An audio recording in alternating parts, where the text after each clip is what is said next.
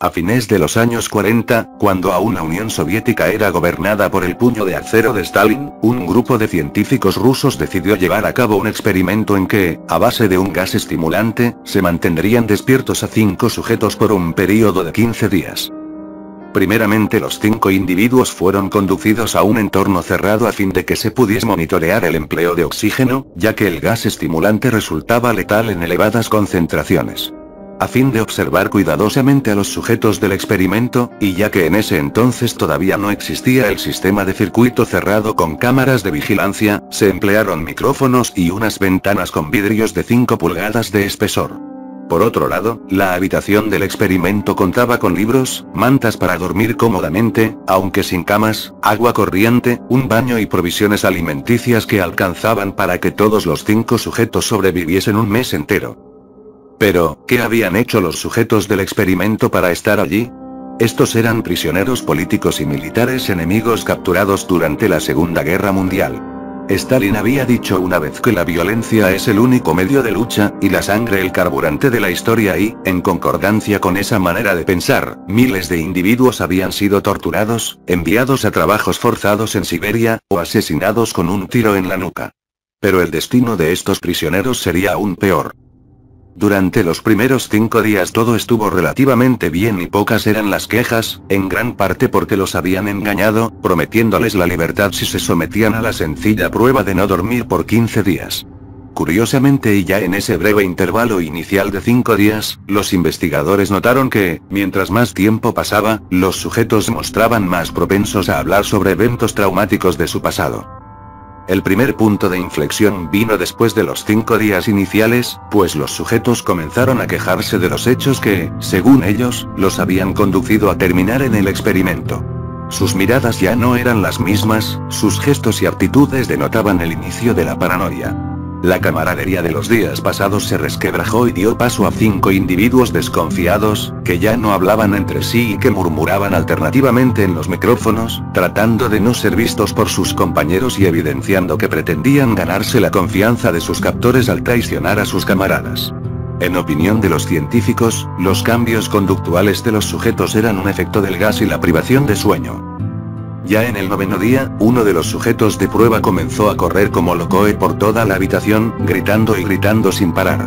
Así estuvo unas 3 horas, en un espectáculo atroz donde su voz, como consecuencia del desgaste de las cuerdas vocales, estaba cada vez más ronca. Además, naturalmente el hombre cayó algunas veces, pero siempre se volvía a levantar, pese a que estaba bañado en sudor y hasta llegó a escupir sangre antes de no poder dar más que gritos ocasionales y, finalmente, caer presa del silencio, ya que sus cuerdas vocales estaban destrozadas y en cuanto a los compañeros del sujeto que gritaba, mostraron inicialmente una escalofriante indiferencia. Seguían murmurando en los micrófonos, encerrados en sí mismos. Sin embargo, cuando un segundo sujeto se puso a correr y a gritar como el primero, 2 de los 3 que no gritaban agarraron algunos libros, les comenzaron a arrancar páginas, defecaron, las cubrieron con sus heces y las empezaron a pegar en las ventanas de la habitación, tras lo cual dejaron de correr los 2 que corrían y, el que aún gritaba, el otro ya no podía, se había destrozado las cuerdas vocales, dejó de gritar. También, a raíz de eso nadie volvió a murmurar en los micrófonos. 3 días después de lo sucedido con las ventanas, los investigadores quisieron revisar los micrófonos a ver si todavía funcionaban. Puesto que, desde lo sucedido con las ventanas, no se había escuchado ninguna palabra o ruido en los micrófonos, pese a que el consumo de oxígeno indicaba que los sujetos vivían y, además, era un nivel de consumo propio de quienes realizan ejercicios extenuantes. Llegado el día 14, la preocupación por el estado de los voluntarios era muy grande y los científicos hicieron algo que inicialmente no pensaban hacer puesto que podía alterar el curso del experimento. Trataron de llamar la atención de los sujetos de prueba. Para ese fin, emplearon un intercomunicador que hasta el momento había pasado desapercibido por los 5 prisioneros, quienes en ese momento escucharon una voz fría y autoritaria que les decía: "Abriremos el cuarto para comprobar el estado de los micrófonos. Aléjense de las puertas y acuéstense con las manos atrás en el suelo o se les disparará. A uno de ustedes se le otorgará la libertad si obedecen". Entonces, desde uno de los micrófonos, una voz dijo, en tono terminante y sin encontrar oposición en otras voces, algo que dejó atónitos a los investigadores: "No queremos ser liberados. Lo antes descrito suscitó gran debate entre los científicos y los militares responsables del proyecto. Se intentó varias veces y en vano comunicarse de nuevo con los sujetos, pero estos no dijeron palabra alguna ante lo escuchado desde el intercomunicador.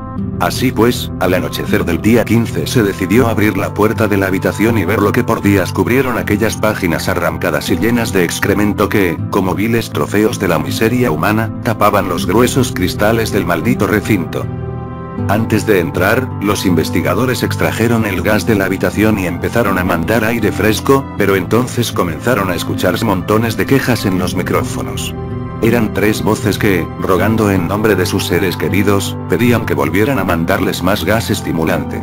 Sin embargo, el suministro de gas no se repuso y, cuando por fin abrieron la puerta, los sujetos de prueba vociferaron, con excepción del que tenía dañadas las cuerdas vocales. Este fue uno de los 4 supervivientes, los alaridos más fuertes y espantosos que jamás habían escuchado en toda su vida aquellos aterrorizados soldados. Y es que nada, ni siquiera las balas tumbando en el campo de batalla o los cadáveres regados por las calles de Stalingrado que uno de los presentes había visto. Nada se equiparaba al horror dantesco que tenían enfrente. Gran parte de la comida, que habría bastado para los últimos 5 días del suplicio, no había sido tocada en lo más mínimo.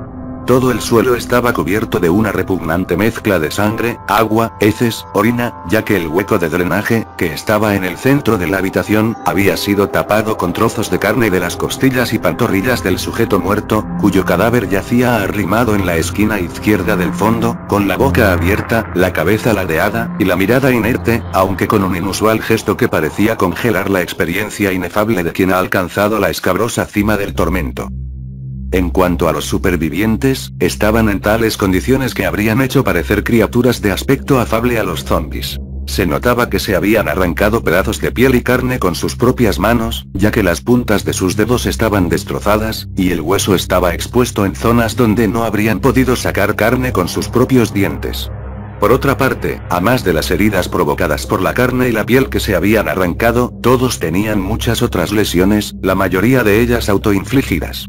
Y en cuanto al daño causado por la carne que se habían arrancado a sí mismos, era algo tan atroz que, debido principalmente a toda la cantidad de músculo intercostal que ya no tenían, podían vérseles los órganos internos, ya que desafortunadamente no habían comprometido suficientemente a sus órganos vitales como para perecer, excepto aquel que ahora reposaba muerto en la esquina, pues le faltaba aproximadamente medio hígado. Tenían los intestinos expuestos, palpitando por la comida que habían ingerido recientemente, y que no era el atún ni nada que contuvieran las latas en conserva que les dejaron para alimentarse decentemente, sino su propia carne. Pese a que la mayoría de los soldados que entraron a la habitación o vieron lo que había en ella eran de las fuerzas especiales, ninguno quiso volver a entrar, y uno de ellos se puso a llorar como si hubiese visto a su madre cortada en trocitos. En cuanto a los 4 supervivientes, todos pedían con desesperación que les dieran gas. «No quiero dormir, no quiero dormir», gritaba uno de ellos con la voz empañada en llanto y desesperación, tal y como quien, ante la amenaza de ser ejecutado, grita histéricamente «no quiero morir, no quiero morir». Y es que todos querían estar despiertos. Esa era su adicción, eso era lo único que importaba.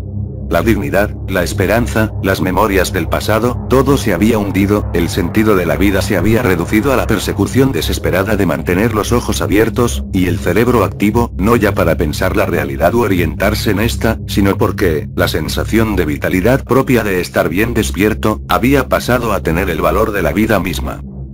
Ahora, y si bien ningún soldado quería regresar, tuvieron que obedecer las órdenes de sus superiores y volver a aquella pequeña sucursal del infierno, donde los 4 dementes, que solo querían permanecer en el cuarto para recibir más gas, presentaron la fuerza de auténticos poseídos por el demonio, mostrándose tan salvajes que un soldado falleció cuando uno de los sujetos de prueba le mordió el cuello tan fuertemente que le abrió la yugular, y otro soldado resultó gravemente herido porque uno de los supervivientes le mordió la arteria femoral y los testículos, con tanta rabia que literalmente se los reventó. Los soldados tenían la orden de preservar la vida de los sujetos de prueba, así que, además de estos 2 soldados que fueron víctimas por accidente del experimento, 4 de ellos acabaron suicidándose en las semanas posteriores al nefasto día, sumando 5 los que murieron por causa del experimento sin ser parte del mismo.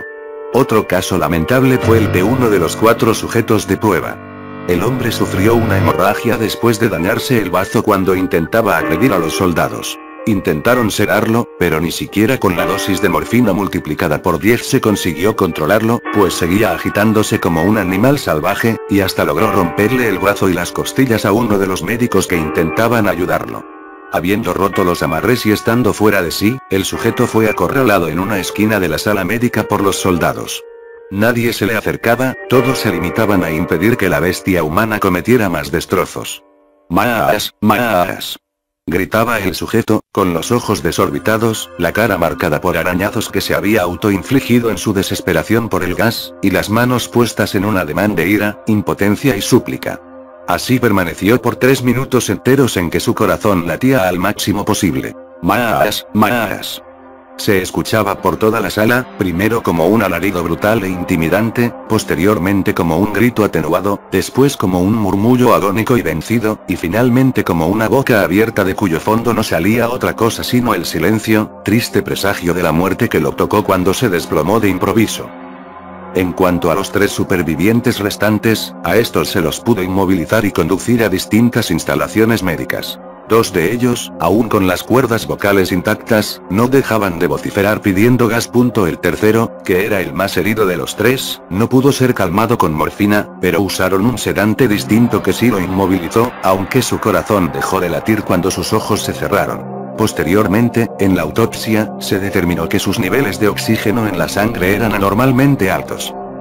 Otro de los sujetos, aquel que tenía destruidas las cuerdas vocales, giraba la cabeza en señal de negación cuando plantearon ponerle gas anestésico para llevarlo a la sala de cirugías. Entonces uno de los médicos sugirió no anestesiarlo, y sorprendentemente el sujeto empezó a mover violentamente la cabeza, en señal afirmativa. Era increíble, tanto le importaba estar despierto que prefería aguantar el dolor de la cirugía con tal de no dormirse a causa de la anestesia, y 6 largas horas duró la cirugía, dentro de la cual se intentó cubrir los principales daños que el propio sujeto había causado en los órganos de su caja torácica. Según relató una traumatizada enfermera que colaboró con los médicos durante la operación, el paciente sonreía de una manera extraña y enfermiza cada vez que hacía contacto visual con ella. Era como si se complaciera en mostrarle la capacidad que tenía para deleitarse ante su propio tormento, como si eso que le estaban haciendo fuera algo rutinario, algo habitual. Una vez que la cirugía acabó, el paciente miró al cirujano y empezó a hacer gestos con la boca y las manos, como indicando que quería hablar y que le dieran algo para escribir. Entonces el cirujano tomó un cuadernillo que estaba cerca, y se lo dio junto con un bolígrafo. «Sigue cortando», escribió el sujeto, con letras mayúsculas que evidenciaban un pulso tembloroso, producto de un insano estado de alteración emocional. En cuanto al último de los supervivientes, este fue enviado a la sala de cirugía, donde decidieron operarlo sin anestesia después de ver lo ocurrido con el sujeto antes descrito. En su caso, tuvo que inyectársele un líquido paralizante porque no dejaba de reírse a carcajadas, agitándose tanto que hacía imposible la cirugía sin anestesia. Gracias al líquido paralizante, se lo pudo operar sin anestesia. Lo único que podía mover eran los ojos, y aún en tan pequeño margen de libertad motriz se evidenciaba la locura, el disfrute ante lo que estaban haciéndole y, una vez que pasaron los efectos del líquido paralizante, el sujeto volvió a pedir gas, y cuando le preguntaron por qué él y sus compañeros se lastimaban y por qué necesitaban tanto el gas, el hombre se limitó a decir en forma lacónica y con tono de absoluto convencimiento en sus palabras: «Debo permanecer despierto». Los 2 supervivientes finales continuaron siendo atendidos por los médicos. Y, cuando los militares que idearon el proyecto aparecieron y vieron que las cosas no habían salido tan bien como se esperaba, les reclamaron fuertemente a los científicos e incluso ordenaron ejecutar con inyección letal a los 2 sujetos de prueba que aún vivían. No obstante, antes de que se cumpliese la orden de ejecución, el líder de los militares al mando del proyecto, un ex agente de la KGB, volvió a pensarse la decisión inicial y, viendo potencial en los resultados aparentemente desalentadores, ordenó mantener vivos a los 2 supervivientes, a fin de ver qué pasaba si los exponían nuevamente al gas que tanto habían pedido y que hasta el momento se les había negado. Los científicos, traumatizados por su experiencia, se negaron rotundamente y aludieron tanto razones éticas de carácter humanitario, como razones de pura conveniencia personal. Aunque, como era de esperarse, el militar impuso su autoridad. «Continúen con el experimento y háganlo bien, si no quieren terminar siendo ustedes los sujetos de prueba». Nadie osó reír. Sabían que para muchos militares soviéticos no representaba nada acabar con una vida humana, e incluso uno de los investigadores, al escuchar las amenazas del comandante, recordó el caso de su primo Yuri, que murió con una bala en el cerebro por negarse a experimentar con un prisionero de guerra nazi. Una vez que los dos supervivientes se enteraron de que al fin recibirían el gas, mostraron una alegría inmensa. Hasta el momento, se las habían ingeniado para permanecer despiertos. Uno de ellos cantaba una canción. El otro, que tenía dañadas las cuerdas vocales, se la pasaba dibujando y, cuando el sueño parecía vencerle, se mordía la boca hasta sangrar y este último, el mudo, puso una sonrisa de alucinado cuando se enteró de que le darían gas. Una sonrisa amplia, simétrica, de oreja a oreja, una sonrisa estática, como si estuviese viendo quién sabe qué maravilla inaccesible a la imaginación común. Antes de ser reintroducidos en la habitación, a los prisioneros se les colocaron medidores de ondas cerebrales. Sorprendentemente, las ondas se mostraban normales casi todo el tiempo, aunque con breves líneas rectas que después desaparecían, y que eran semejantes a las experimentadas durante la muerte cerebral. El prisionero que podía hablar, al sentir que se adormecía durante cada intervalo de línea recta, entró en desesperación y comenzó a gritar: «El gas, rápido, rápido. El gas, el gas, el gas». Conteniendo sus ganas de reír, el comandante ordenó que se cerrara la habitación con los dos sujetos de pruebas y con 3 de los científicos. Al escuchar la orden, 2 de los científicos sospecharon que los dejarían allí adentro por varios días, pero más se inclinaron a pensar que era algo momentáneo y que además los 2 sujetos de pruebas no se mostrarían violentos porque tendrían el ansiado gas. Sin embargo, el tercer científico recordó una conversación que había escuchado entre uno de los soldados y el comandante, cuando estaba en el baño y nadie sabía que él estaba allí. «Dígame, capitán, ¿qué le parece si dejo a algunos de los científicos junto a los locos? Quizá también a ellos les guste el gas, ¿no cree? Sobre todo Ivanov, que ha estado mirándome de manera resabiada, no vaya a ser que se le suba el gas a la cabeza e intente matarme, jajajajaja. Si me lo permite, creo que la medida es demasiado severa, mi comandante. Creo que mejor sería mandarlos a Siberia». ¿A Siberia? Pero si van a estar bien felices con el gas, ¿no ve que el gas es el sentido mismo de la vida? Quien prueba el gas, no quiere ya nada. Imagínese, capitán, una inhaladita y nunca más sufrirá por dinero, por mujeres, por ideales, por nada. Vamos, no me mire así, estoy bromeando, camarada. No, no estás bromeando, bastardo, pensó Ivanov tras recordar la conversación y entonces, antes de que se cerrara la puerta y llegaran 3 soldados que el comandante había llamado por radio, reparó en que el soldado escolta, del comandante, había dejado en una silla su revólver, y temblando de ira lo tomó, le disparó al comandante, después le voló la cabeza al prisionero mudo y se puso en una esquina, apuntando al único sujeto de prueba que quedaba y aprovechando que los otros 2 científicos habían huido y el soldado escolta también, que era el capitán al cual había escuchado hablar con el comandante, casi seguramente porque no quería matar ni morir, pues si moría dejaría de ser para siempre, era un marxista en toda regla, y si vivía se sentiría aún más culpable por matar a un hombre de ciencia en nombre de un proyecto perverso, cuyos abominables frutos lo habían hecho replantearse su lugar en el mundo desde el día en que abrió esa puerta maldita y vio a esos 5 engendros, que no podían ser llamados humanos, bestias o monstruos, que eran como 5 espejos crueles y a la vez como 5 preguntas. Espejos, porque mostraban lo peor que sabemos de nosotros mismos, eso que se refleja en las maldades que les hacemos a nuestros semejantes. Preguntas, porque mostraban algo escalofriante, una parte de nosotros que no conocemos, que solo intuimos levemente, que no nos atrevemos a preguntarnos qué es, pero ahora, en esos 5 exhumanos, se erguía poderoso e imponía, en cualquiera que lo percibiese, la necesidad de preguntarse qué era eso. «No me encerrarán con esta cosa. No contigo. ¿Qué eres?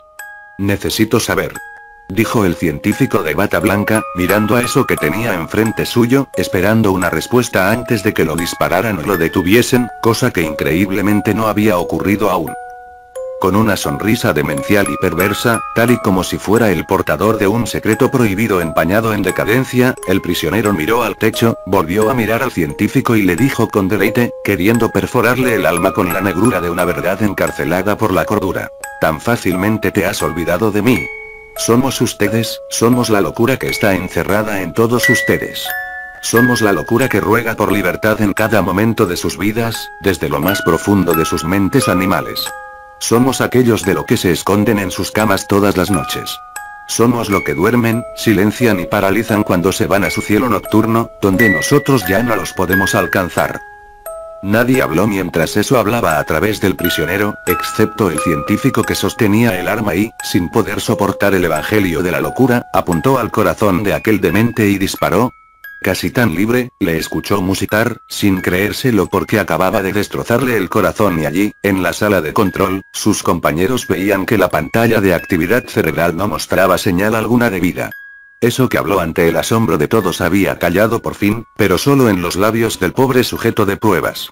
En las mentes, de los investigadores, de los soldados, del lector de este creepypasta, eso seguirá susurrando en cada uno de nosotros, quizá mostrándose en aquellos breves lapsos que algunos de nosotros tenemos, lapsos en que el gobierno de la razón colapsa ante el peso de la realidad, y la locura, siempre más fuerte que las mayores calamidades de la vida, toma el control con voluntad libertadora.